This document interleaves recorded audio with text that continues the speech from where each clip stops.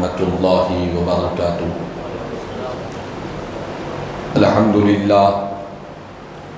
الحمدللہ رب العالمین، والصلاة والسلام علی سید الانبیاء والمرسلین وعلی آلہ الطیبین الطاہرین واصحابہ الاکرمین الافضلین وعلی من والاہم وتبعہم وسار علی نہجہم واستنى بسنتهم إلى يوم الدين، أما بعد فقد قال الله تبارك وتعالى في شان عظمة حبيبه الكريم: أعوذ بالله من الشيطان الرجيم، بسم الله الرحمن الرحيم. إن الله وملائكته يصلون على النبي يا أيها الذين آمنوا صلوا عليه وسلموا تسليما. اللهم صل على سيدنا مولانا محمد وعلى آل سيدنا مولانا محمد وبارك وسلم صلاة وسلاما عليك يا سيدي يا حبيبي يا رسول الله صلى الله تعالى عليه وسلم. معزز حاضر محترم سامعین اکرام، سب سے پہلے میں ہمارے مسجد حاضہ کے امام و خطیب صاحب حضرت علامہ مولانا عالم پاشا صاحب دامت برکاتہم العالیہ اور اس مسجد کے ذمہ داران، انتظامی کمیٹی، مصلیان مسجد اور تمام حاضرین جلسہ کو دل کی گہرائیوں سے ماہ ربیع الاول کی مبارکباد پیش کرتا ہوں، اور میں مسجد حاضہ کا اور مسجد حاضہ کے امام صاحب کا بھی شکریہ ادا کرتا ہوں کہ یہ اس مرتبہ آپ نے احقر کو یاد کیا اور کچھ کہنے کا مجھے شرف عنایت ہو رہا ہے۔ آج کے جلسے کے آغاز سے قبل ہم اور آپ مل کر انتہائی عقیدت اور محبت کے ساتھ حضور آقائے نامدار سرور کل مکہ، سارے عالمین کے مختار، مدینے کے تاجدار، مکے کے سردار، سید الابرار، جن کی رفتار سبحان الذی اسریٰ، جن کی گفتار وما ینطق عن الہویٰ، جن کی رفعت و بلندی ورفعنا لک ذکرک، جن کا رخ زیبا والضحیٰ، جن کے زلف عنبری واللیل اذا سجا، جن کا قول مقدس وقیل، جن کی حیات مبارک لعمرک، اللہ کے حبیب، انبیاء کے خطیب، زخم خوردہ انسانیت کے طبیب، حضور سیدنا احمد مجتبی محمد مصطفیٰ صلی اللہ تعالیٰ علیہ وسلم کی بارگاہ میں ایک مرتبہ محبت اور عقیدت کے ساتھ بآواز بلند درود و سلام کا نذرانہ پیش کر لے۔ اللہم صلی علی سیدنا مولانا محمد وعلی آل سیدنا مولانا محمد وبارک وسلم صلاۃ و سلاما علیک یا سیدی یا حبیبی یا رسول اللہ صلی اللہ تعالیٰ علیہ وسلم۔ مجھے یہ بات اچھا محسوس نہیں ہو رہا ہے کہ ہمارے مسجد حاضہ کے امام صاحب نیچے تشریف فرما ہے۔ میں گزارش کروں گا کہ کرسی لا لے امام صاحب کے لیے، وہ چونکہ ہمارے مسجد کے امام ہیں تو ان کا ادب، ان کا احترام یہ ہم تمام کے لیے لازم و ضروری ہے۔ آپ بھی تشریف لائیں، آپ کے لیے کرسی بیٹھے۔ ایک مرتبہ درود پاک پڑھ لے۔ اللہم صلی علی سیدنا مولانا محمد وعلی آل سیدنا مولانا محمد وبارک وسلم صلاۃ و سلام علیک یا سیدی یا حبیبی یا رسول اللہ صلی اللہ تعالی علیہ وسلم۔ معزز حاضر محترم سامعین کرام، آج آپ اور ہم اس مبارک اور مقدس نورانی محفل میں جمع ہے کہ رسول پاک علیہ السلام کی آمد کی خوشی ہمارے سینوں میں بسی ہوئی ہے۔ حضور کی آمد کی خوشی میں ہم اس طرح اپنے اپنے طور پر اپنی استطاعت، اپنی گنجائش، ہم حضور کا ذکر پاک کی محفل کو سجائے ہوئے ہیں، لیکن تاریخ اور سیرت کی کتابوں میں ملتا ہے جس سال میرے اور آپ کے آقا، نبیوں کے سلطان، امام الانبیاء رحمت للعالمین صلی اللہ تعالی علیہ وسلم اس دنیا میں جلوہ گر ہوئے، عرب کی تاریخ میں اس سال کو سنۃ الفتح والابتہاج کے نام سے یاد کیا جاتا ہے، یعنی وہ کامیابی اور خوشحالی کا سال کہہ کر یاد کرتے ہیں، چونکہ جس سال نبیوں کے تاجدار کی آمد ہوئی اس سال اللہ تعالیٰ نے سارے عرب پر ایسا کرم فرمایا، ایسا فضل فرمایا کہ جو عرب کے لوگ معاشی اعتبار سے پریشان حال تھے، جو عرب کے لوگ زمین سے غلہ نہ نکلنے کی وجہ سے پریشان حال تھے، اللہ تعالیٰ نے سرکار کی آمد کے ساتھ ان پر اتنا کرم کیا کہ وہ جہاں بھی جاتے انہیں کامیابیاں ہی کامیابی ملا کرتی، ان کی اندر خوشحالی پائی جاتی، اور یہاں تک کہ امام جلال الدین سیوطی رحمت اللہ تعالی علیہ الخصائص الکبریٰ میں، سیرت کی بڑی معتبر کتاب ہے آپ کی، بیان فرماتے ہیں کہ رسول پاک علیہ السلام کی آمد کے سال اللہ تعالیٰ نے دنیا کی عورتوں کے لیے یہ حکم جاری کر دیا تھا کہ جتنی عورتیں حاملہ تھی ہر ایک کے گھر اللہ نے لڑکوں کی پیدائش فرمائی ہے، ہر ایک کے گھر میں لڑکے ہی لڑکے پیدا ہوتے رہے۔ اللہ تعالیٰ نے یہ حکم دے دیا تھا کہ جتنی عورتیں ہیں جو حاملہ ہیں، جن کے گھروں میں ولادت ہونے والی ہے، ہر ایک کے گھر لڑکوں کی پیدائش ہو، بچوں کی پیدائش ہو۔ اس کی وجہ کیا ہے؟ آپ اور ہم جانتے ہیں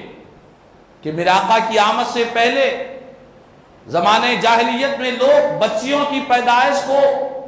اپنے لیے عار اور ذلت محسوس کرتے، لڑکیوں کی پیدائش پر افسوس اور غم کرتے، حد تو یہ ہو گئی کہ بعض ظالم اور سخت دل رکھنے والا باپ اپنی ہی بیٹی کو لے جا کر زمین میں زندہ درگور کر دیتا۔ اس طرح ایک نہیں دو نہیں، عرب کی تاریخ میں سینکڑوں ہزاروں واقعات ملتے گئے کہ معصوم بچیوں کو انہوں نے زمین میں زندہ دفن کر دیا تھا۔ تو رب نے چاہا کہ میرے محبوب کی آمد ہو اور میرے محبوب کی دنیا میں تشریف آوری ہو، نبیوں کا سلطان رحمت للعالمین کا تاج پہن کر دنیا میں تشریف لائے۔ اس وقت کسی کے گھر لڑکی پیدا ہوگی تو وہ ماں بھی روئے گی کہ آج میری گود سے میری بیٹی کو چھین لیا جائے گا، اس باپ کو بھی غصہ آئے گا، وہ بھی افسوس کرے گا، اور حد تو یہ ہوگی کہ معصوم بچی چیختے رہے گی، چلاتے رہے گی، باپ زمین میں زندہ درگور کرے گا۔ رب نے یہ چاہا کہ میرے محبوب کی آمد ہو رہی ہے، کوئی روتا ہوا نہ رہے، کسی کے دل میں افسوس اور غم کی کیفیت نہ ہو، ہر کوئی خوش رہے، ہر ایک کا سینہ خوشیوں سے بھرا رہے۔ اللہ نے ایسا کرم کیا کہ جتنوں کے گھر ولادت ہوئی اس سال ہر ایک کے گھر میں لڑکوں کی ہی پیدائش ہوتی رہی، نہ ماں کو تکلیف ہے، نہ بیٹی کو تکلیف ہے، نہ باپ کو تکلیف ہے۔ رب چاہتا تھا کہ میرے محبوب کی آمد ہے، ہر ایک کو خوشی اور مسرت کا ماحول ہونا چاہیے۔ یہ اللہ نے خوشیوں کا ماحول اس طریقے سے، خالق کائنات نے دنیا میں اس طرح کا ماحول کیا، ساری کائنات خوش ہے۔ یہاں تک کہ سیرت کی کتابوں میں لکھا ہے کہ اللہ تعالیٰ نے رسول پاک کی آمد کے موقع پر، حضور کے میلاد کے موقع پر قریش کے جانوروں کو اللہ نے گویائی عطا فرمائی، جانور بولنے لگے، اور فرمایا گیا کہ مشرق کے رہنے والے جانور مغرب کی طرف رہنے والے جانوروں سے ملاقات کرتے اور سرکار کی ولادت کی خوشخبریاں ایک دوسرے کو دیا کرتے، ایک دوسرے کو حضور کی میلاد کی مبارکبادیں پیش کیا کرتے۔ یہ جانوروں کے اندر بھی خوشی کا ماحول، اور یہاں تک کہ جو مچھلیاں سمندر کے اندر تھی وہ مچھلیاں بھی ایک دوسرے کو مبارکبادیں دے رہی ہے، سمندر کی مچھلیاں بھی ایک دوسرے کو خوشخبریاں دے رہی ہے۔ اور جب آقا کا میلاد کا موقع آیا، ایک صحابی رسول حضرت عثمان بن ابو العاص کی والدہ فرماتی ہیں کہ رسول پاک کی آمد جس مکہ مکرمہ میں جو گھر ہے جس کو مولد النبی کہا جاتا ہے، فرماتی ہیں کہ ولادت کی رات میں اس حجرہ آمنہ میں موجود تھی، رسول پاک علیہ السلام کی تشریف آوری ہونے والی ہے، نبیوں کے تاجدار تشریف لانے والے ہیں، جن کی آمد کی خوشخبری، جن کی آمد کا ذکر اور تذکرہ ہر دور میں ہر پیغمبر نے، ہر اللہ کے رسول نے اپنی امت کو دیتے رہے۔ حضرت آدم علیہ السلام سے لے کر حضرت عیسیٰ علیہ السلام تک جتنے پیغمبر، جتنے مقدس انبیاء کرام اس سرزمین پر آتے رہے، سب نے اپنی امت کو یہ کہا، اپنی امت کو یہ پیغام دیتے رہے کہ اے امتیوں، ہم مقصود کائنات نہیں گئے، ہم خاتم النبیین نہیں گئے، ہمارے بعد ایک آخری نبی، ایک آخری اللہ کے محبوب پیغمبر، وجہ تخلیق کائنات، رسول اکرم نور مجسم امام الانبیاء رحمت للعالمین صلی اللہ علیہ وسلم کی تشریف ہونے والی ہے، مدینے والے آقا کی جلوہ گری ہونے والی ہے۔ ہر پیغمبر حضرت آدم علیہ السلام سے لے کر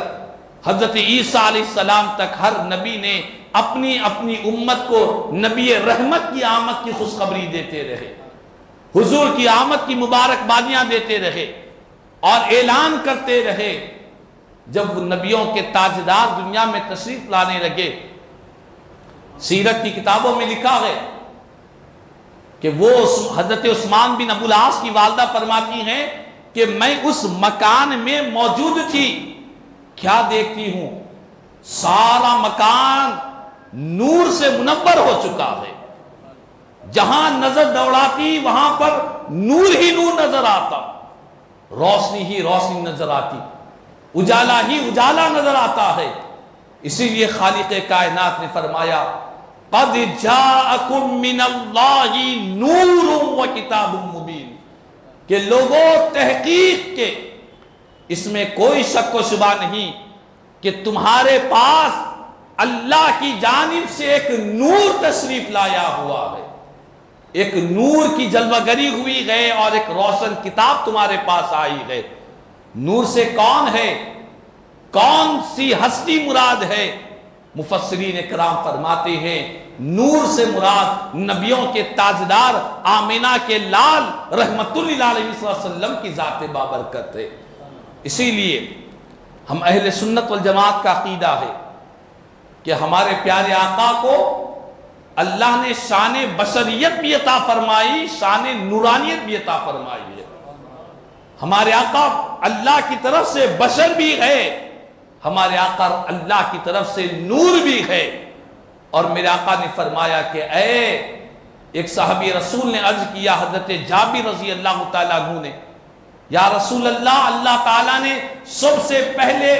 کس چیز کو پیدا کیا؟ میرے آقا نے فرمایا یا جابر ان اللہ تعالی خلق قبل الاشیاء نور نبیک من نوری، اے جابر، بے شک اللہ تعالیٰ نے سب سے پہلے تمہارے نبی کے نور کو اپنے نور سے پیدا فرمایا ہے اور حضور کے نور سے ساری کائنات کو پیدا فرمایا۔ تو وہ رسول پاک جو سراپا نور ہے، جن کی ہر ادا نور ہے، جن کا ہر عمل نور ہے، اور جن کا ہر کردار نور ہے، اور جو ان کی غلامی میں وابستہ ہو جائے وہ بھی نور والا ہو جاتا ہے۔ اسی لیے امام اہل سنت سیدی الشاہ امام احمد رضا خان فاضل بریلوی علیہ رحمت و رضوان نے فرمایا تھا، تیری نسل پاک میں ہے بچہ بچہ نور کا، یا رسول اللہ تو ہے عین نور، تیرا سارا گھرانہ نور کا۔ ہمارے پیارے آقا کو اللہ نے شان نورانیت عطا فرمائی۔ اسی لیے جس وقت آقا دنیا میں جلوہ گر ہے، جس مقام پر ولادت ہو رہی ہے، ہر کمرہ نور سے روشن منور ہے۔ اور حضرت عثمان بن ابو العاص کی والدہ فرماتی ہے، جب یہ منظر میں نے دیکھا تو میں دنگ رہ گئی کہ آخر اتنا نور، اتنی روشنی، اتنا اجالا کہاں سے آ رہا ہے؟ فرماتی ہیں کہ میں اس حجرہ آمنہ کے باہر نکلی، کیا دیکھتی ہوں؟ گھر کے باہر نکل کر دیکھتی ہوں کہ گھر کے باہر بھی نور ہی نور نظر آ رہا ہے، اور ایسا نور، فرماتی ہیں کہ آسمان پر چمکنے والے تارے، آسمان پر چمکنے والے ستارے جو زمین سے ہزاروں کی میٹر دور پر نظر آتے ہیں، اس رات حضور کی ولادت کے رات اللہ تعالیٰ نے ان ستاروں کو زمین کے اتنے قریب کر دیا، اتنے قریب کر دیا۔ وہ خاتون فرماتی ہے کہ مجھے یہ گمان ہونے لگا، یہ اندیشہ ہونے لگا کہ آسمان کے تارے نبی کی ولادت کی رات زمین پر نہ آ جائے، مجھے اس بات کا اندیشہ ہونے لگا۔ اللہ اکبر، قربان جائے، مصطفیٰ کی آمد ہے، بھلا بتلاؤ تو صحیح، کائنات میں کوئی ایسی ہستی ہے، کائنات میں کسی کو یہ مقام حاصل ہوا، کسی کی ولادت اس شان کی ہوئی؟ حضرت آدم علیہ السلام سے لے کر پیارے آقا تک اور صبح قیامت تک کسی کی ولادت، کسی کا میلاد، کسی کی پیدائش اس عظیم شان کے ساتھ ہو رہی ہے۔ دنیا میں اللہ نے ایسی کوئی مثال نہیں بنائی ہے، اپنے محبوب کو بے مثل و بے مثال بنا کر بھیجا ہے۔ حضور کی ذات بھی بے مثل و بے مثال،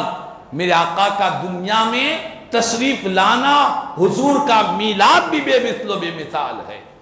ایسا میلاد کہیں نہیں ہوا، ایسی ولادت کسی کو یہ شرف نہیں ملا کہ حضرت آمنہ رضی اللہ تعالی عنہ کی خدمت میں دنیا کی تو چند عورتیں تھیں، اللہ نے جنت کی حوروں کو حضرت آمنہ رضی اللہ تعالی عنہ کی خدمت میں بھیج دیا۔ یہاں تک کہ بیان کیا گیا فرعون کی وہ پاک نیک بیوی حضرت آسیہ بھی جلوہ گر ہو رہی ہے، حضرت عیسیٰ علیہ السلام کی وہ پاک مریم، آپ کی والدہ محترمہ بھی حضور کی ولادت کی رات اس خدمت میں لگی ہوئی ہے۔ اللہ اکبر، یہ شان، یہ شرف کہ اللہ نے آسمان کی مخلوقات کو زمین پر بھیج دیا، کہا کہ جاؤ میرے محبوب جو وجہ تخلیق کائنات ہے، جن کے صدقے میں یہ زمین کا فرش بچھا، جن کے صدقے میں یہ آسمان کا شامیانہ لگا، جن کے صدقے میں یہ سورج کو روشنی ملی، جن کے صدقے میں یہ چاند کو چاندنی ملی، جن کے صدقے میں ستاروں کی قندیلوں کو روشن کیا گیا، جن کے صدقے میں شجر و حجر بنے، بر و بحر بنے، ساری کائنات کو جو کچھ بھی ملا وہ مصطفیٰ کے صدقے میں ملا ہے۔ ایمان ملا ان کے صدقے، قرآن ملا ان کے صدقے، رحمان ملا ان کے صدقے، وہ محبوب کی جلوہ گری ہونے والی ہے۔ اس شان کے ساتھ نبیوں کے تاجدار دنیا میں تشریف لائے ہیں۔ نعرہ تکبیر، نعرہ رسالت۔ ایسی ولادت، ایسی خصوصیت کے ساتھ نبیوں کے تاجدار دنیا میں تشریف لائے ہیں۔ اور سیرت کی کتابوں میں لکھا ہے کہ اللہ تعالیٰ نے جس وقت حضور کی تشریف آوری ہوئی، اللہ تعالیٰ نے سورج کو ایک عظیم نور عطا فرمایا۔ یہ سورج تو چمک رہا ہے لیکن مصطفیٰ کی میلاد کا صدقہ فیض اللہ نے سورج کو بھی عطا فرمایا ہے۔ وَأُلْبِسَتِ الشَّمْسُ يَوْمَئِذٍ نُورًا عَظِيمًا، سورج کو اس دن عظیم نور پہنایا گیا۔ اور رسول پاک علیہ السلام کا میلاد ہو رہا ہے، اس وقت اللہ تعالیٰ نے جنت کی حوروں کو مصطفیٰ کے انتظار میں کھڑے ہوئے ہیں۔ جنت کی 70,000 حوریں، جنت کے فرشتے ہاتھ باندھے ہوئے ہیں اور مصطفیٰ کی آمد کا انتظار کر رہے ہیں۔ سب منتظر ہے، نبیوں کے تاجدار کی آمد ہونے والی ہے۔ اور اللہ تعالیٰ نے آقا کے میلاد کی رات، تاریخ الخلفاء میں امام جلال الدین سیوطی رحمت اللہ تعالیٰ فرماتے ہیں کہ اللہ تعالیٰ نے حضور کی ولادت کی رات جنت کی جو نہر ہے، جس کو نہر کوثر کہتے ہیں، اس نہر کوثر کے اطراف میں رب نے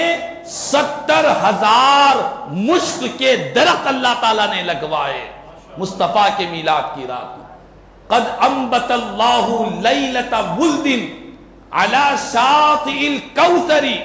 70,000 شجرۃ من المسک الازفر، کہ مشک کے 70,000 خوشبودار درخت اللہ نے مصطفیٰ کی ولادت کی رات نہر کوثر کے اطراف میں رب نے لگوائے ہیں۔ تو قربان جائے جس محبوب کی آمد پر ایسی خوشیوں کا ماحول کہ فرش والے بھی خوش ہے، عرش والے بھی خوش ہے، زمین والے بھی خوش ہے، آسمان والے بھی خوش ہے۔ اور خوش کیوں نہ ہوں گے؟ ہر ایک مسرت پر کیوں ناز نہیں کرے گا؟ چونکہ رب نے اپنے محبوب کو صرف ایک جہان دو جہاں کے لیے نہیں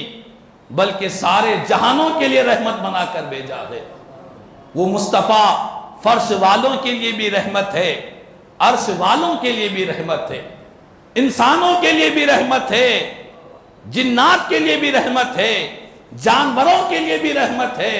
جمادات کے لیے بھی رحمت، نباتات کے لیے بھی رحمت، عالم بالا کے لیے بھی رحمت، ہر ایک کائنات کے ذرے ذرے کے لیے مصطفیٰ کو اللہ نے رحمت بنا کر بھیجا ہے۔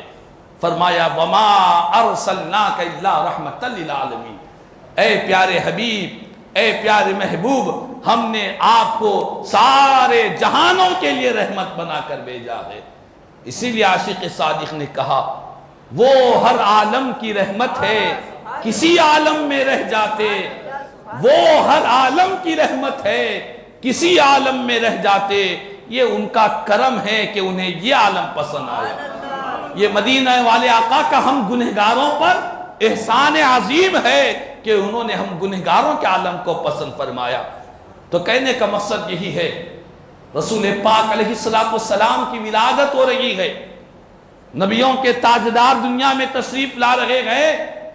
وقت کے اجلہ محدثین کرام نے سیرت کی کتابوں میں بیان فرمایا ہے، اور حضرت حضور کی والدہ ماجدہ حضرت آمنہ رضی اللہ تعالیٰ عنہ فرماتی ہے کہ لوگوں، رسول پاک کی ولادت کی رات اللہ نے میرے نگاہوں سے پردوں کو اٹھا دیا، رب نے پردے اٹھا دیے نگاہوں کے سامنے۔ فرماتی ہیں جب پردے اٹھ گئے تو میں نے 3 جھنڈوں کو دیکھا، ایک جھنڈا مشرق پر لگا ہوا ہے، ایک جھنڈا مغرب پر لگا ہوا ہے، اور ایک جھنڈا کعبۃ اللہ کی چھت پر لگا ہوا ہے۔ اور جھنڈے کیوں لگائے جاتے ہیں؟ علماء فرماتے ہیں جھنڈے اس لیے لگائے جاتے ہیں، دنیا کو بتلانا مقصود ہے کہ جو ذات، جو محبوب کی آمد ہو رہی ہے، ان کی بادشاہت کا سکہ، ان کی حکومت کا سکہ، یہ ہمیشہ ہمیشہ چلنے والا ہے۔ یہ مشرق سے لے کر مغرب تک، شمال سے لے کر جنوب تک، خالق کائنات انہیں مالک و مختار بنا کر دنیا میں بھیج رہا ہے۔ خالق کائنات نے آپ کو مالک و مختار بنا کر دنیا میں بھیجا ہے۔ اور حضرت آمنہ رضی اللہ تعالیٰ فرماتی ہیں کہ سرکار کی ولادت کے رات میں نے 3 جھنڈوں کو دیکھے ہیں۔ اور یاد رکھ لیں، سرکار کا جب میلاد پاک ہوا حضور کی والدہ ماجدہ حضرت آمنہ رضی اللہ تعالیٰ عنہ فرماتی ہیں کہ دنیا میں کوئی عورت کسی بچے کو اپنے پیٹ میں رکھتی ہے تو وہ بچے کو پا کر اسے طرح طرح کی اس کی مزاج اور طبیعت میں تبدیلی آ جایا کرتی ہے. بہت سی عورتوں کو متلی، قے، الٹیاں اور طبیعت میں بے چینی، بے قراری پیدا ہو جاتی ہے. یہ روز بروز ہم دنیا کی حاملہ خواتین کو دیکھا کرتے ہیں. اور وہ 9 مہینے ماں کا پیٹ میں جب بچہ رہتا ہے، ماں کے لیے بڑی تکلیف کے مراحل ہوتے ہیں، بڑی مصیبت کے مرحلے ہوتے ہیں. اسی لیے اللہ تعالیٰ نے قرآن مجید میں متعدد مقام پر والدین کے ساتھ اور بالخصوص ماں کے ساتھ احسان کرنے کا ذکر کیا، حکم دیا، اور اس کی وجہ بیان کی کہ تمہاری ماں نے تمہیں اپنے پیٹ میں 9 مہینے تک تمہاری ماں نے اپنے پیٹ میں رکھا ہے. اس تکلیف کو اس نے سہا ہے، اس درد کو ماں نے سہا ہے، لہٰذا ماں باپ کے ساتھ حسن سلوک کیا جائے. لیکن قربان جائے، مدینے والے آقا کی ولادت، حضور کا میلاد، میرے آقا کی دنیا میں تشریف آوری شان کے ساتھ ہوئی. حضور کی امی جان فرماتی ہے کہ جب سے میرے پیٹ میں محمد عربی صلی اللہ علیہ وسلم تشریف لائے، کبھی بھی حضور نے میرے پیٹ میں رہ کر مجھے کوئی تکلیف نہیں پہنچائی ہے. جس طرح دوسری عورتیں جو پریشانیوں سے گزرتی ہے، فرماتی ہے قسم بخدا سرکار مدینہ راحت قلب و سینہ صلی اللہ علیہ وسلم اپنی والدہ محترمہ کے شکم مبارک میں رہ کر کبھی تکلیف نہیں پہنچائی ہے. تو یہ میرے آقا کا احسان عظیم ہے، میرے آقا کی ولادت کی خصوصی شان ہے کہ دنیا میں تشریف آوری ہو رہی ہے لیکن اپنی ماں کو تکلیف نہیں پہنچا رہے ہیں. اور حضور کی والدہ ماجدہ فرماتی ہیں کہ رسول رحمت امام الانبیاء رحمت للعالمین صلی اللہ علیہ وسلم کی جس وقت ولادت ہوئی، آپ یہ نہیں فرماتی ہیں کہ میں نے ایک بچے کو پیدا کیا ہے، بلکہ آپ فرماتی ہیں کہ میرے شکم مبارک سے ایک نور ظاہر ہوا ہے، ایک نور ظاہر ہوا ہے جس نور کی وجہ سے اللہ نے میری نگاہوں سے پردوں کو اٹھا دیا اور میں نے وہ چیزوں کو دیکھ لیا ہے جو کائنات میں دنیا کی کسی عورت نے وہ منظر نہیں دیکھا ہے. اللہ اکبر. یہ میرے آقا کی ولادت کی شان ہے. اور میرے آقا کی ولادت ہوئی،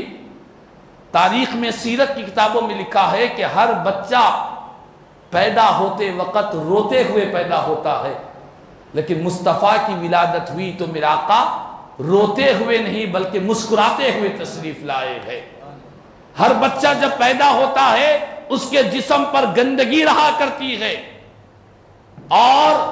وہ گندگی کے ساتھ دنیا میں آتا ہے، لیکن مصطفیٰ جس وقت دنیا میں جلوگر ہوئے، میرے آقا کے جسم مبارک سے خوشبو مہک رہی تھی. خوشبو سے معطر ہو کر، ناف بریدہ ہو کر، آنکھوں میں سرما لگا کر حضور سب سے پہلے جب دنیا میں تشریف لائے تو سب سے پہلے اللہ کی بارگاہ میں سجدہ فرمایا ہے اور اپنی انگلی سے کلمہ وحدانیت کا اعلان کیا اور اشارہ کیا، اللہ تبارک و تعالی وحدہ لا شریک ہے. تو رسول پاک علیہ السلام کا میلاد ہم اسی لیے مناتے ہیں کہ دنیا والوں، دنیا میں کسی کی پیدائش کا جشن مناؤ یا نہ مناؤ،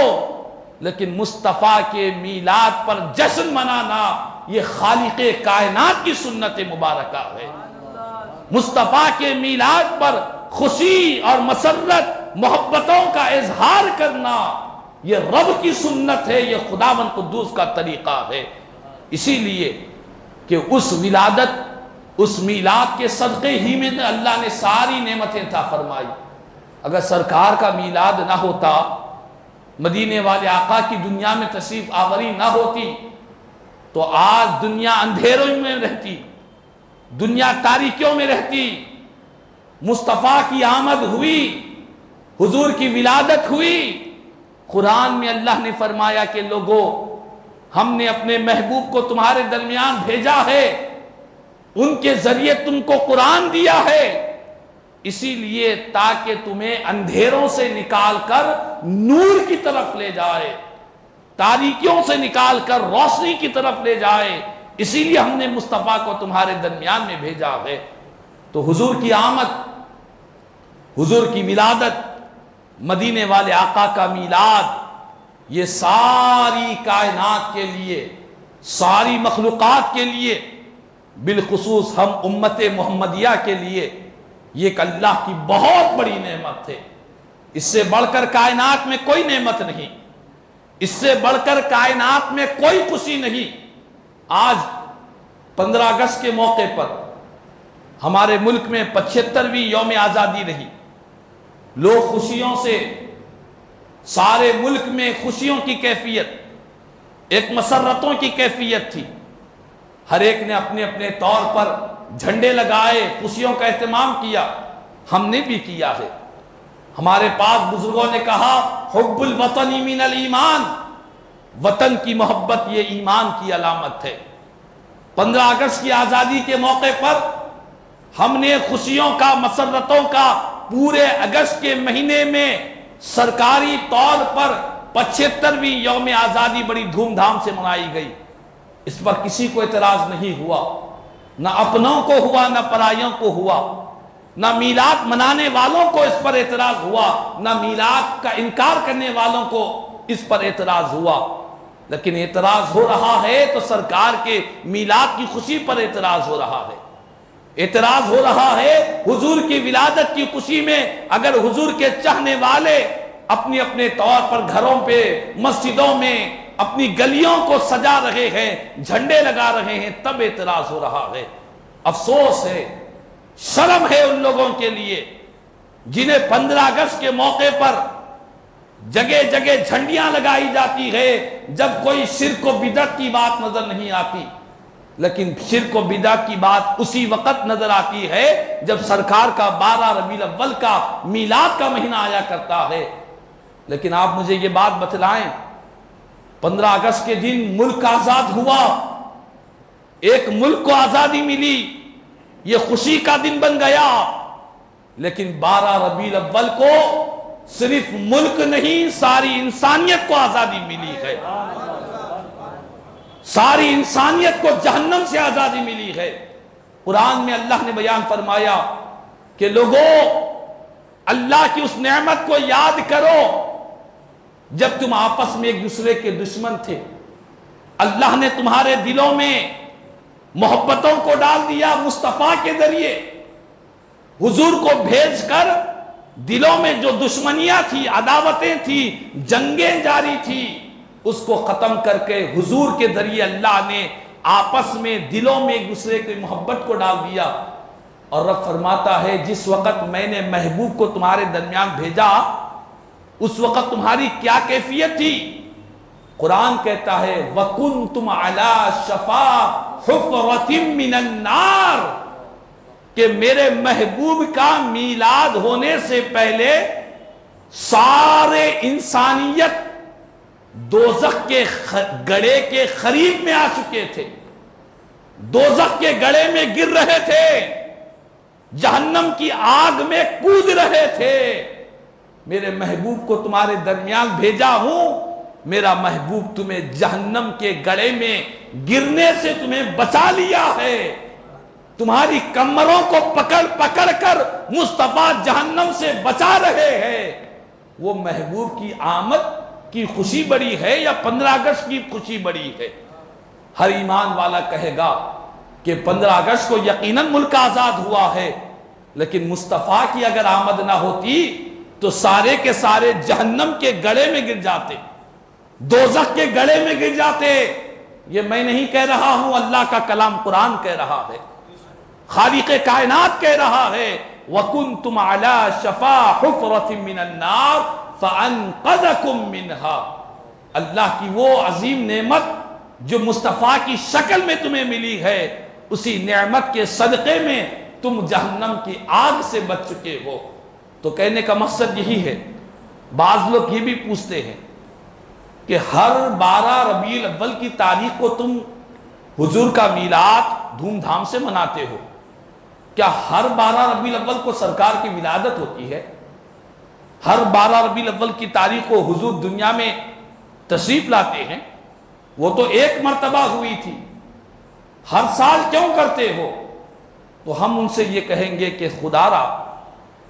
جب ملک آزاد ہوا 15 اگست، جب بھی 15 اگست کی تاریخ آتی ہے تم جشن مناتے ہو، یوم آزادی مناتے ہو، کیا ہر 15 اگست کو ملک آزاد ہوتا ہے؟ ملک تو ایک بار آزاد ہوا، ہر 15 اگست کو ملک آزاد نہیں ہوتا۔ لیکن جب بھی 15 اگست کی تاریخ آتی ہے ہر کوئی منا رہا ہے، اسکول والے بھی منا رہے ہیں، مدرسے والے بھی منا رہے ہیں، میلاد منانے والے بھی منا رہے ہیں، میلاد کے منکرین بھی منا رہے ہیں۔ انہیں یہ کہا جائے کہ تم 12 ربیع الاول کی تاریخ آتی ہے تو کہتے ہیں کہ ہر سال سرکار کی ولادت ہوتی ہے جو اتنا جشن مناتے ہو۔ ہم کہتے ہیں کہ ہر سال جب ملک آزاد نہیں ہوتا لیکن ملک کی آزادی کے دن کو مناتے ہو اور جشن مناتے ہو، جھنڈا کھینچتے ہو، ہم بھی کھینچتے ہیں، انکار نہیں ہے، لیکن یہ بات آپ بتلائیں، یقیناً دن تو ایک ہی مرتبہ ہوتا، واقعہ تو ایک ہی مرتبہ ہوتا ہے،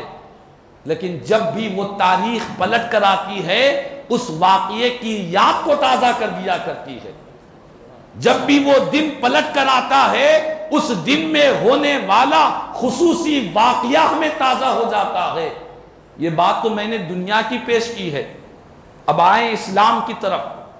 آئیں قرآن کی طرف۔ اللہ کے کلام قرآن سے پوچھے، قرآن کہتا ہے کہ دیکھو یہ جو شب قدر ہے رمضان کے مہینے میں آتی ہے یہ 1000 مہینے کی راتوں سے بہتر ہے۔ کیوں؟ قرآن خود جواب دیتا ہے، اِنَّا أَنزَلْنَاهُ فِي لَيْلَةِ الْقَدْرِ، یہ شب قدر اس لیے 1000 مہینے کی راتوں سے بہتر ہے کہ اس رات میں اللہ نے قرآن کو نازل کیا۔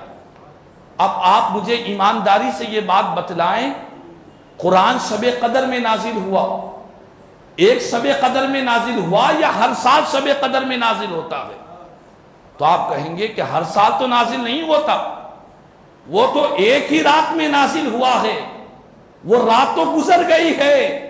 لیکن جب بھی قرآن کے نازل ہونے والی وہ رات جب بھی پلٹ کر آتی ہے اللہ کا کلام قرآن کہتا ہے کہ ہم نے اس رات میں قرآن کو نازل کیا تھا، قیامت تک جب بھی یہ رات آئے گی یہ رات 1000 مہینے کی راتوں سے بہتر رہے گی۔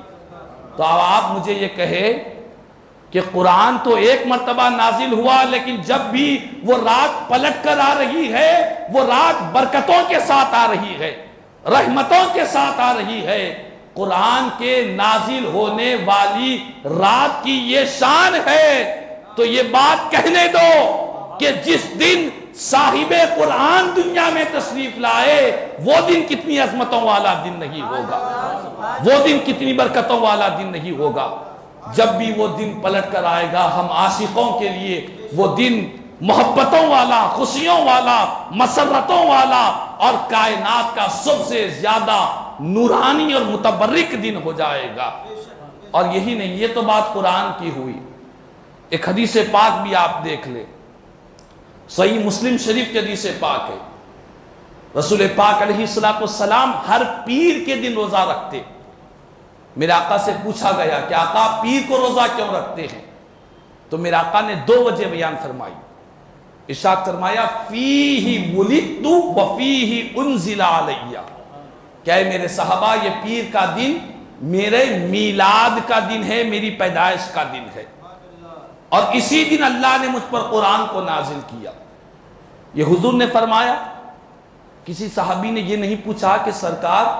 ولادت تو ایک پیر کو ہوئی تھی آپ کی، کیا ہر پیر کو آپ کی ولادت ہوتی ہے؟ کیا ہر پیر کو آپ دنیا میں تشریف لاتے ہیں؟ ولادت تو ایک ہی مرتبہ ہوئی تھی، کیونکہ صحابہ جانتے ہیں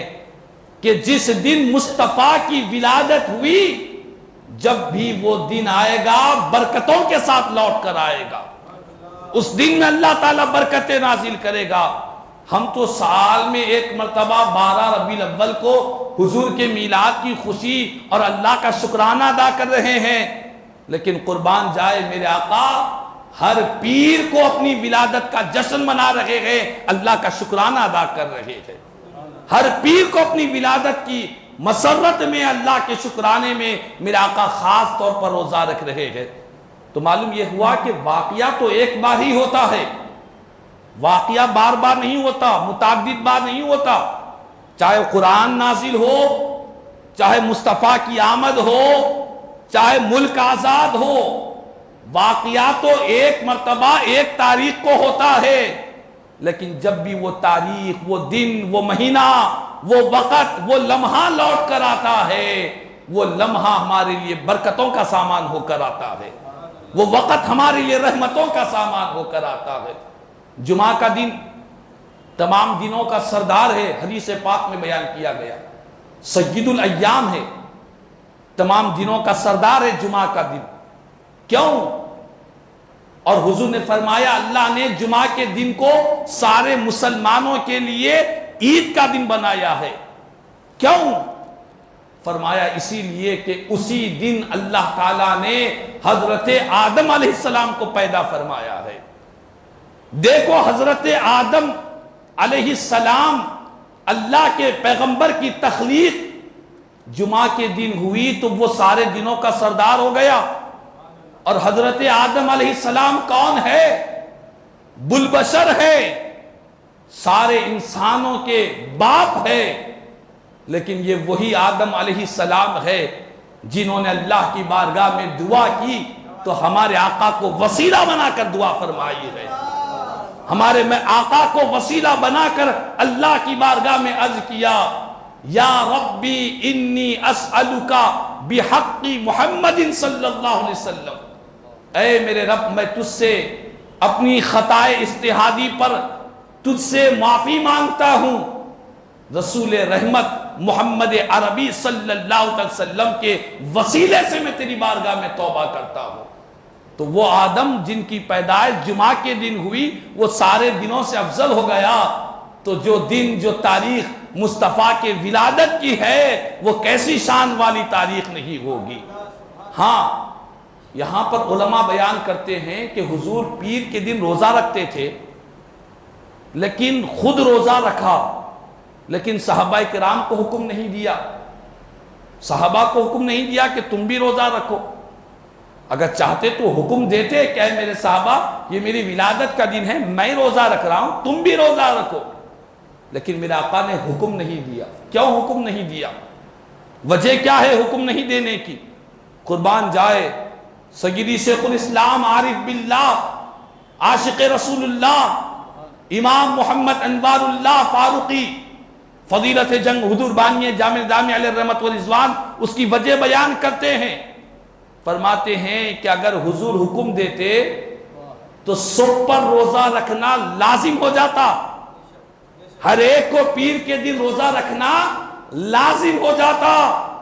چونکہ اللہ نے مصطفیٰ کو ہر چیز کا اختیار دے کر بھیجا ہے۔ ایک موقع پر میرے آقا کریم صلی اللہ علیہ وسلم نے فرمایا صحابہ کرام سے کہ جو مالدار ہے اس پر حج کرنا فرض ہے۔ ایک صحابی رسول کھڑے ہو گئے، عرض کرنے لگے یا رسول اللہ صلی اللہ علیہ وسلم افی کل عام، کیا حضور ہر سال مالدار لوگوں پر حج کرنا فرض ہے؟ ایک صحابی سوال کیے، میرے آقا نے جواب نہیں دیا، پھر سوال کیا،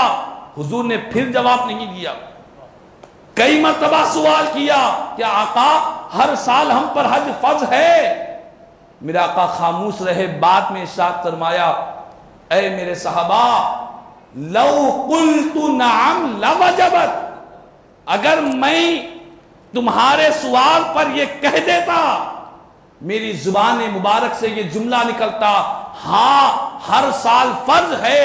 قسم بخدا وہ تم پر فرض ہو جایا کرتا،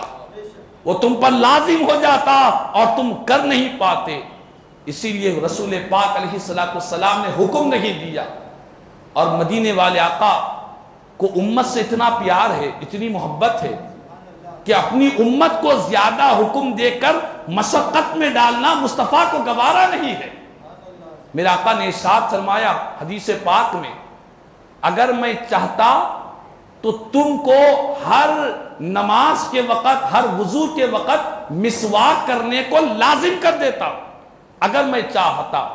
لیکن آقا فرماتے ہیں مجھے میری امت کے مشقت میں پڑ جانے کا اندیشہ ہے کہ اگر میں کہہ دوں کہ ہر وضو کے وقت مسواک کرنا لازم ہے تو یہ کام کرنا امت کے لیے دشوار ہوتا، اور مصطفیٰ یہ نہیں چاہتے کہ میری امت دشواری میں رہے، میری امت پر مشقت پڑ جائے۔ اسی لیے علماء فرماتے ہیں، حضور بانی جامع دامیہ فرماتے ہیں کہ اگر سرکار حکم دیتے کہ پیر کے دن میں بھی روزہ رکھتا ہوں تم بھی روزہ رکھو تو ہر ایک کو روزہ رکھنا لازم ہو جاتا، اور ہر ایک کے پاس اتنی طاقت نہیں ہوتی۔ اسی لیے مدینے والے آقا نے حکم نہیں دیا، صرف روزہ رکھا اور دنیا کو بتلایا کہ جو میرا چاہنے والا ہوگا، جو میرا عاشق رہے گا،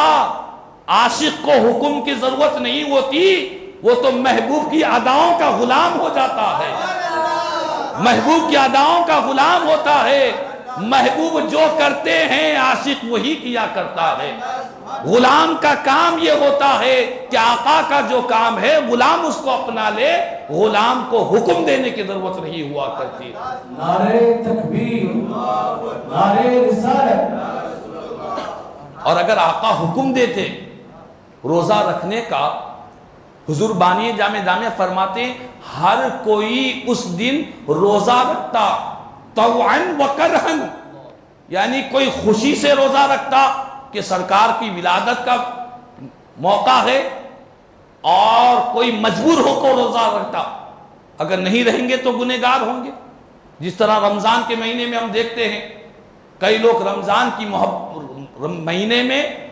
رمضان کی آمد کے موقع پر خوشی سے روزہ رکھتے ہیں، چھوٹے بچے بھی روزہ رکھتے ہیں، بعض ضعیف لوگ، بوڑھے لوگ، شوگر آ گئی، بلڈ پریشر ہے، کئی بیماریاں ہیں، لیکن پھر بھی اللہ کو راضی کرنے کا جذبہ ہے، کہتے ہیں کہ نہیں ہم نے بچپن سے روزہ نہیں چھوڑا، بیمار بھی ہو گئے تو روزہ نہیں چھوڑتے ہیں۔ تو انسان جب کوئی شریعت کی طرف سے حکم لازم ہوتا تو خوشی سے بھی کرتے، بعض لوگ مجبور ہو کر روزہ رہتے ہیں کہ اگر نہیں رہیں گے تو جہنم میں جانا پڑے گا۔ تو اسی لیے حضور بانی جامع دامیہ فرماتے ہیں اللہ نے روزے کا، مدینے والے آقا نے خود روزہ رکھ کر روزے کا حکم اس لیے نہیں دیا، اگر حضور حکم دیتے ہر ایک انسان کوئی خوشی سے روزہ رہتا، کوئی مجبور ہو کر روزہ رہتا۔ اور مصطفیٰ یہ چاہتے ہیں کہ میری میلاد کی خوشی مجبوری میں نہ ہونے پائے، جو خوشی سے جو عمل کرتا ہے اس کو اختیار ہے، چاہے روزہ رہے، چاہے کھانا کھلائے، چاہے جلسے منعقد کرے، جس طریقے سے چاہے سرکار کی میلاد کی خوشی کا اظہار شریعت کے دائرے میں رہ کر اللہ اس کے رسول کو راضی کرتے ہوئے کام کرے۔ اسی لیے حکم نہیں دیا، کہا کہ تم اپنی خوشی سے روزہ رہتے ہو رہ جاؤ، ورنہ تم پر لازم نہیں ہے۔ الحمدللہ آج بھی بہت سے ایسے لوگ ہیں جو ہر پیر کے دن روزے کا اہتمام کرتے ہیں سرکار کی ولادت کی خوشی میں، اور آج بھی شہر مدینہ پاک میں ہر پیر کے روز، جمعرات کے روز دستر بچھا جاتا ہے روزے داروں کی افطاری کے لیے۔ جو سرکار کے عاشق ہے، جو شہر مدینہ میں ہیں، حضور کے غلام ہے، اس دن روزے کا اہتمام کیا کرتے ہیں۔ تو بہرحال باتیں تو بہت ہیں، دلائل کی کوئی کمی نہیں ہے۔ میلاد کے جواز کے لیے آپ سنتے سنتے تھک جائیں گے، میلاد کے دلائل ختم نہیں ہوں گے۔ ایک نہیں، دو نہیں، قرآن کی سینکڑوں آیتیں، سینکڑوں احادیث مبارکہ، سلف صالحین کے ایک نہیں، دو نہیں، محدثین کی جماعت، فقہا کی جماعت، اولیاء کی جماعت، اللہ کے نیکوکار بندوں کی جماعت، ہر دور میں، ہر زمانے میں سرکار کا میلاد مناتے رہے اور منا رہے ہیں، قیامت تک مناتے رہیں گے۔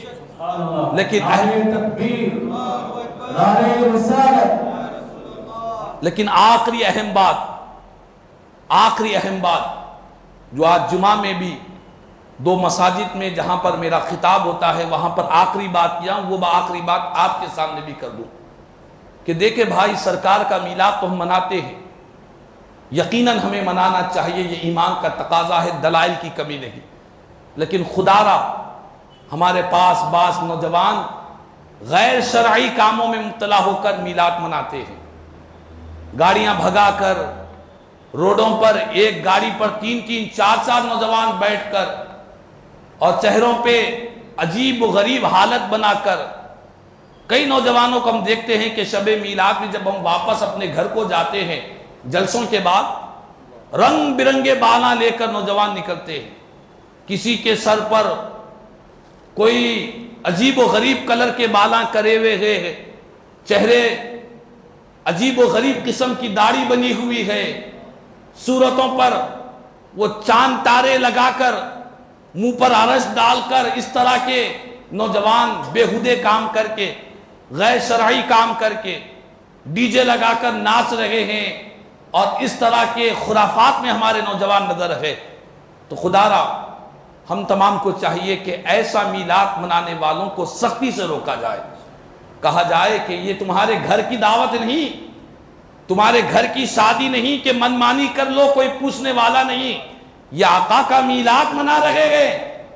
نام مصطفیٰ کے میلاد کا ہے، کام شیطانی کر رہے ہیں، ہم ہرگز اس کو برداشت نہیں کریں گے۔ تمہارے گھر میں کوئی شادی ولیمہ ہے، تم ناچ رہے ہیں، پٹاخے پھوڑ رہے ہیں، شیطانی حرکتیں کر رہے ہیں، تو ہم پھر بھی اس کو نظر انداز کر سکتے ہیں، لیکن نام مصطفیٰ کے میلاد کی بات ہو تو بہت ادب اور احترام کے ساتھ ہمیں سرکار کا میلاد منانا ہے، بڑی ادب و احترام کے ساتھ آقا کا میلاد منانا ہے۔ اتنا ادب کرے، اتنا احترام کرے، کائنات میں اس سے بڑھ کر کوئی ادب و احترام کا موقع نہیں ہے۔ تو خدا را اس میں اگر کوئی نوجوان ملوث ہے، میں نے کہا ہے بہت سوں کو کہ اگر ہمارے گھروں میں کچھ اس طرح کے منچلے نوجوان نظر آئے، اس دن کو گاڑی ہی نہ دے، گاڑی پر نکل کر وہ بےہودے کام کریں گے، خدا نہ خواستہ اگر ایکسیڈنٹ ہو جائے، کوئی برا حالات ہو جائے، تو سارے میلاد والوں پر لوگ الزام لگائیں گے کہ دیکھو تم کیسا میلاد منا رہے ہو۔ میں کہتا ہوں کہ ان نوجوانوں سے کہ دودھ میں مینگنی ڈالنے والا کام کر رہے، خدا را مینگنی والا کام نہ کرے، ہم مصطفیٰ کے غلام ہیں، ہم دودھ ہے، ہمارا کردار بھی دودھ کی طرح صاف و شفاف ہونا چاہیے، ہمارا کردار بھی دودھ کی طرح نفع بخش ہونا چاہیے، ہمارا عمل بھی دودھ کی طرح فائدے مند ہونا چاہیے، مینگنی کا کام نہیں ہونا چاہیے۔ یہ چند نوجوان کرتے ہیں۔ الحمدللہ آج ہماری اس مسجد میں جو انتظامی کمیٹی سہ روزہ جو پروگرام کر رہی ہے، یہ کس کی خوشی میں ہے؟ حضور کے میلاد ہی کی تو خوشی میں ہے، سرکار کی میلاد کی خوشی میں۔ الحمدللہ ہماری اس مسجد میں میلاد کے دن خطبہ میلاد کا بھی الحمدللہ اہتمام ہے۔ آپ کو مکہ مسجد کافی دور ہے، آنے کے لیے بڑا مسئلہ ہے، ہمارے مسجد کے امام صاحب یہاں پر خطبہ میلاد دیں گے، سرکار کی میلاد کا ذکر کریں گے۔ اور یہ بات آپ کو بتلاؤں، یہ جو خطبہ میلاد کا آغاز ہوا، یہ کوئی ہندوستان، پاکستان، بنگلہ دیش کا نہیں، بلکہ خطبہ میلاد کا جو آغاز ہوا ہے، حضور بانی جامعہ علیہ رحمت و رضوان جب مکہ مکرمہ میں گئے، حرمین شریفین میں، تو آپ نے دیکھا کہ 12 ربیع الاول کی تاریخ کو مکہ مکرمہ میں سرکار کی خطبہ میلاد پڑھا جا رہا ہے۔ مکہ مکرمہ، مدینہ منورہ، حرمین شریفین میں حضور کا میلاد کا خطبہ پڑھا جاتا تھا۔ اس عمل کو دیکھ کر بانی جامعہ نے حیدرآباد میں اس کو قائم کیا، مکہ مسجد میں۔ ہاں یہ بات اور ہے کہ پچھلے 100 سال سے حکومت کی تبدیلی کی وجہ سے یہ عمل رک گیا ہے، لیکن 100 سال پہلے کی تاریخ اٹھا کر دیکھیں، حرمین شریفین میں سرکار کے میلاد کے دن 12 ربیع الاول کی تاریخ کو عید کی طرح خطبہ میلاد پڑھا جاتا ہے، عید کی طرح لوگ ایک دوسرے کو مبارکبادیں دیا کرتے تھے۔ تو بہرحال ہم سرکار کے عاشق غلام ہیں، ہمیں حضور کے میلاد پر بہت مسرتوں کا اظہار کرنا ہے، لیکن شریعت کے دائرے میں رہ کر، اسلامی قاعدے میں رہ کر کوئی بے راہ روی کا کام نہ ہونے پائے، اس بات کا ہم تمام کو محاسبہ کرنا ہے، ہم تمام کو جائزہ لینا ہے۔ کوئی ایک کو ہم ذمہ دار نہیں بتلا سکتے کہ مسجد کے امام صاحب کرنا، خطیب صاحب کرنا، علماء کرنا، فلاں کرنا نہیں، یہ ہر ایک کی اپنے اپنے دائرے میں ضرورت ہے۔ امام صاحب اپنے دائرے میں رہ کر کام کریں گے، واعظین، مبلغین، مقررین ممبر و محراب سے آپ کو دعوت دیں گے، لیکن آپ کے گھر میں کیا ہو رہا ہے وہ کام تو ہم نہیں روک سکتے، وہ تو گھر کے ذمہ داروں کو روکنا پڑے گا، گھر کے ذمہ داروں کو بے حیائی سے روکنا پڑے گا۔ تو ہر ایک کی اپنی اپنی ذمہ داری ہے، ہر کوئی اپنی اپنی ذمہ داری کو نبھائے، کوئی کسی پر اعتراضات بلا وجہ کے کرتے نہ پھرے۔ اللہ تعالیٰ سے دعا ہے کہ اللہ تعالیٰ اس مبارک مقدس محفل کو اپنی بارگاہ میں قبول فرمائے۔ مسجد ہادہ کی انتظامی کمیٹی جو 6 روزہ حضور کے میلاد پاک کے جلسوں کا انعقاد عمل میں لائے ہیں، مولا اس انتظامی کمیٹی کے جو نیک مقاصد ہے اللہ پاک ان تمام نیک مقاصد کو اپنی بارگاہ میں قبول فرمائے، اور جو بیمار ہے مولا انہیں صحت و عافیت عطا فرما۔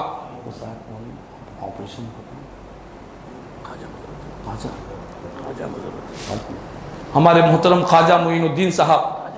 خواجہ مظہر الدین صاحب،